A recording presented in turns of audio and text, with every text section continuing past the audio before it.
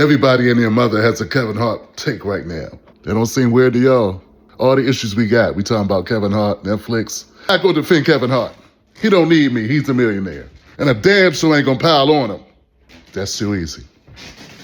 In this video, we're gonna follow the money. We're gonna look at who has the energy, why they have it, and what that tells you about who's really running this show. Because the roast was never the joke. The roast was never the joke. Roll the tape. Because a lot of black men resent their blackness because to them, their blackness is the only thing standing in the way between them having full, complete power, privilege, and access that white men have. Okay, no, but can we talk about this one, y'all? Because this is in relation to the Kevin Hart roast. Now, while I have not seen the roast and don't plan to, I have seen a lot of you all talking about the racist jokes being made and questioning why Kevin Hart would laugh and find it funny because he's a black man. And the answer is because Kevin Hart's blackness has a price. His racial self-esteem has a price. And a lot of black men are the same exact way. For the right price, they will shut the hell up or even go as far as to laugh and entertain racism because in their mind, because they resent their blackness, because they view their blackness as the one thing standing in the way of experiencing complete privilege that white men experience. Black woman versus black man thing is not unity. It's toxic. It's a waste of time. Racists don't like either one of us. So why are you pitting us against each other? Some black feminists are mad Kevin jumped up, did not jump up and do a Will Smith. And to me, that's crazy because that's perpetuating stereotypes that black men can't control their emotions, are reactionary, aggressive, animalistic, and prone to violence. You would want to perpetuate that violence at a show live on Netflix. For what? I don't see a good reason. But you support black people. Black feminist lady with the nose ring. Considering where black men are positioned literally in this country, what are black men holding you back from doing? What are we taking out of your pocket? What are we doing that's stopping you? That's a real question. Because we don't control any industry that can prohibit you or stop you from getting your money. We don't control the industries. But still, you got smoke for us. Back when I first started on the internet, I was talking about relationships until I realized anybody can talk about it. It's so oversaturated because there's no barrier of entry and anybody qualifies. And also, that's why the quality is so damn low. I can say things about black women and wanting to be white women, but I won't. Because I'm not going to put all black women in a box or a bucket. Because I'm not an idiot. Black. Playing out, I don't know. What do you think, Reecie? You know, a lot of these comedians have a I'm not black, I'm OJ kind of attitude. So you saw people defending this fucking racism as like, well, it's comedy. Comedy is edgy. You know, it's freedom of speech. Well, that's some bullshit. Them motherfuckers was playing in y'all black ass faces. Where was Will Smith to go up there and smack a bitch on that stage? The chat couldn't have been that good. The chat could not have been that good to sit up there and deal with this. I think it's disgusting. And I think it is really indicative of the state of the world that we're in, where people keep pulling our mother punk card. Because that's crazy. Yes, roasts are edgy. Yes, they talk about cheating and this all kind of shit, and they talk about your appearance and all those kind of things. But to talk about George Floyd looking up, basically you saying George Floyd is in hell? That to her is the end of civilization because the white guy made a joke about George Floyd? Okay. Shit would have been flipped. Tables would have been flipped. You know what I'm saying? It was giving more Klan rally. So I wasn't fucking with it. No thanks. Absolutely fuck not. I don't think that shit is funny. There's a lot of curse words coming out of Reecie. You're giving cosplay. Yeah, you're giving cosplay, performative, and fake around the way girl yourself. The number one joke that got the most criticism was the Tony Hinchcliffe joke about George Floyd. Tony said to Kevin, the black community is so proud of you.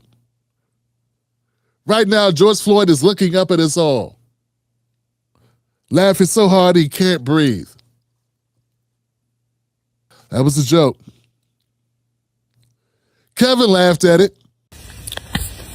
That, my friend, is what the fucking roast is supposed to be. So good. Tony Hinchcliffe understood the assignment, relentless as he always is, but funny. Like, you can't have emotions. You gotta understand what the fucking assignment is, man. Everybody came out there and did their thing. Floyd's family, including his brother Terrence, got upset. They said Kevin should have shut it down like Will Smith did at the Oscars, which she is also saying now. So the talking points went out amongst the Democrats, which I found funny. The Democrats all got the script. This is what we say. We say, we stand behind Will Smith and his dysfunctional ass marriage and all of the baggage with him. Let's do that. And let's make him the role model for how black men should act if they get upset about something. That's not playing into a stereotype at all, to suggest black men should slap or punch or get aggressive to strike other people because we don't like what they say. Not that we should leave. Not that we should walk out. Not that we should keep our money in our pocket. But we should get physical. These are people that talk about politics, that discuss all types of issues. They want to give you their opinion on everything from the person you should elect for president or Senate to what's going on with war in the Middle East, the Iran war, the Gaza massacre, reparations, the Holocaust. They want to be able to talk about all these issues. But when they hear a joke about a black man,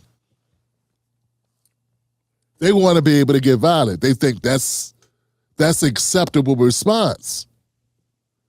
That's crazy. At a roast, we're not talking about it at your job. Even at your job, you wouldn't just punch somebody because they say something about, you might be like, I don't rock with that dude. I don't want to be around that dude. I don't want to joke. I want that dude to know I don't think that joke was funny. Don't talk those jokes around me. But if you go to a roast, it's a little different, right? There were jokes about Kevin Hart's cheating scandal. That had to cut really hard when you're there with your new wife and your family. And people are bringing up your old affairs. Reecie didn't have a problem with it. Fair game. Hard. What about defending the black community? What about defending the black family, Reecie? Why aren't we concerned about that? Why aren't you saying that someone should have punched The Rock or Wayne Brady for saying such negative things about the black family? Then there were jokes about Kevin's late dad and his drug addiction. Yeah, they kept talking about Kevin's dad who had a cocaine addiction, that he wasn't around for Kevin. This also plays in the stereotypes about black folks, but notice they don't have a problem with it. That's not a reason to walk out. That's not a reason to slap someone. We good with that. You can talk about black men and being drug addicts and not taking care of their kids all day, and that's not a problem. Just this one thing about talking about George Floyd, that he might be in hell. It don't seem a little over dramatic to you guys. I mean, you don't have to like the joke, but I'm saying it don't seem a little dramatic. I mean, there was some real shots sent out there last night, man. Dwayne dropped the R word. And I didn't even know, like back in the day, we used to be able to say it. Now you can't even use this word, but, kind of slow, a person that's slow, the R word. He used that. I mean, I'm just saying, if you're going to be like up in arms, right, why aren't you upset about The Rock roasting like people with learning disabilities? Black families have people with learning disabilities in their families. I'll tell you what I think. I think it's because they don't see a gain, a win for them pushing back on that narrative. The narrative they want to push back on, that they made $1 trillion off of, was George Floyd. They didn't pass any legislation. They didn't make us safer or better. They didn't do shit. They locked up one cop and kept it moving. All theatrics. Family got some money and everyone moved right the on. But the Democrats want to keep coming back to defend it. There were other jokes in here, fam. They talked about Sheryl Underwood's husband's suicide. Her husband was black. 30 years ago, he took his own life. That's a very serious topic, isn't it? Why isn't Reecie upset about that? Cheryl, did them jokes about your late husband make you feel some type of way, even though they asked you first? That's kind of like, I was telling everybody here, that's kind of like deep and below the belt. But then Special K was like, ain't no below the belt and no roast. Like, I don't know. You got to have a thick skin for that. Well, how you feel about that? One, that they came to me with respect. Okay. And two, you're right. In a roast, there's no limit. And what I told him is, you ain't got to worry about me because I give you the Jack Benny. Come on now. I give you the Jack Benny. I might look off like, who you talking to, right? But I said, you got to deal with the culture. You got to deal with the street. You got to walk out of here. Right? And yes, they do that type of humor. And they making big money. That's why I said, thank you for bringing back words that we've been using, but we got canceled for using it. Y'all getting paid for using it. That's why it's freedom of speech. I mean, she used like 5 curse words, 7 curse words in 2 minutes about a joke about a guy whose people got paid millions of dollars. Sheryl Underwood's husband took his own life, and Reese's that upset about that. She didn't say, hey, we need to fight back. There are other black people that are suffering with depression. Why are we standing up for them? Because there's no money in it.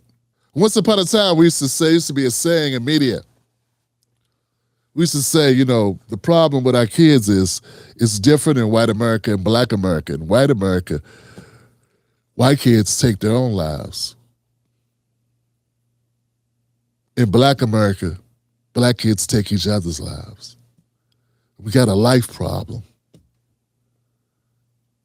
And now it's changed because black kids are doing both. But Reese's not upset about it.